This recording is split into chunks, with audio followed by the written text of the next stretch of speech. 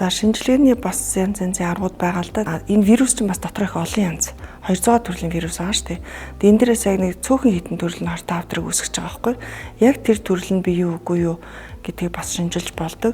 Ихэвчлэн халдвар авдаг ихэнх хүмүүс одоо амьдарч авах хугацаанд эрэгтэй эмэгтэй адилхан.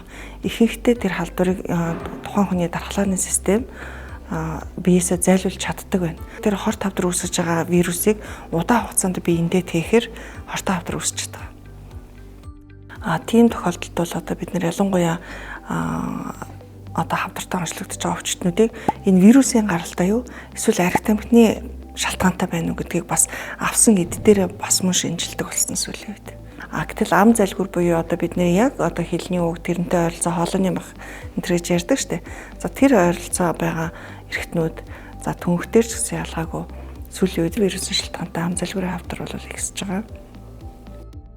Хуучин бол хөвчлэн дандаа тамхины гаралтай, архины гаралтай байсан бол одоо энэ шалтгааны харьцаа бол бараг 50% болж бид нар бас цөөхөн тохиолдлууд дээр судалгаа хийж үзсэн Монголын нөхцөлд баруунд бол одоо ялангуяа Америк гэсэн өндөр хөгжилтэй орнууд тамхины хэрэглээ багасаад ирэхээр вирусын шалтгаантай хавдар их хувьцалж байгаа. Манайдар бол энэ яг ерөөсөө тэнцүү хувьтай явж гин гэсэн бас тийм ихний судалгааны үр дүн байгаа. Өнөөдрийн вакцин ирээдүйн хамгаалалт.